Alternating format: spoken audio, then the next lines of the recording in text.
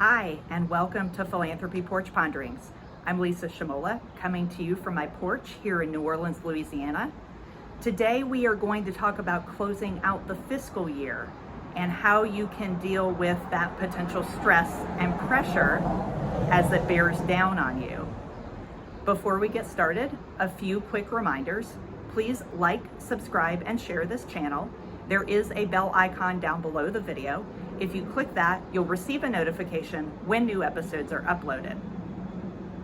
Here we are in the middle of June 2021.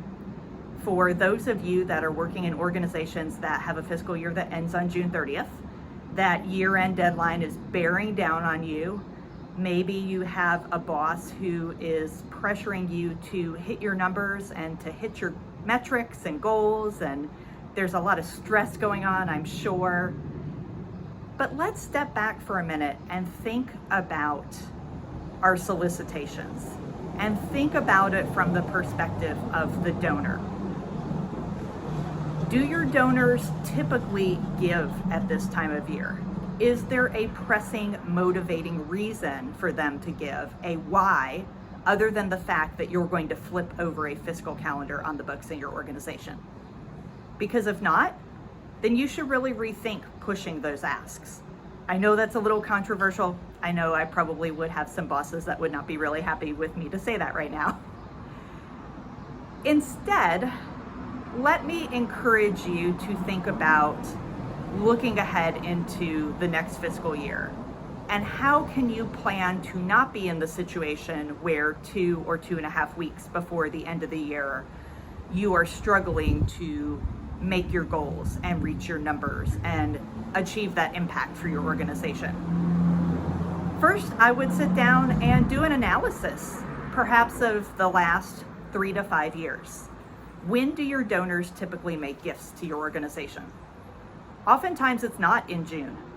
June is the beginning of summer for most people, most families. People are taking vacations. People are dealing with the kids being home from school.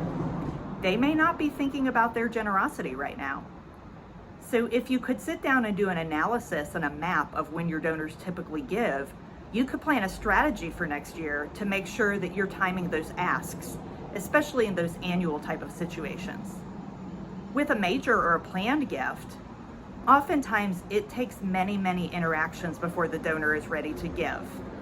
So in either case, sitting down and doing the homework on the interactions you've had with the donors, on the progress you have made in the past 12 months, that will give you something to show your supervisor that you are indeed making progress. And we do have to remember, it's on the donor's timing. You could be doing everything right by the textbook best practices, and there's a factor in the donor's life that is keeping them from being able to give right now. So instead of launching into a stressful push for a last minute give, employing some strategy really is, I think, the way to go. It is a good time to reach out and have touches with your donor. And for this, I encourage taking a stewardship approach. And make sure it's truly stewardship and not that thanking with an ask rolled in, that whole tasking thing that a lot of our other colleagues talk about. Don't slide that in there. Truly thank them. Use the end of the year as that chance to reflect back on, we have come so far in the past 12 months. And thank you for being a part of that. And here's what you helped us do.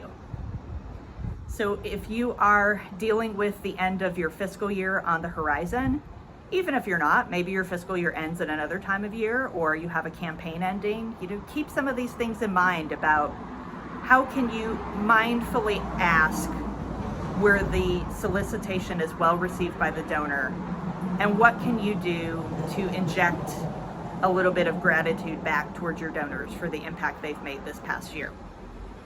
I'd love to hear how you're handling the end of the fiscal year.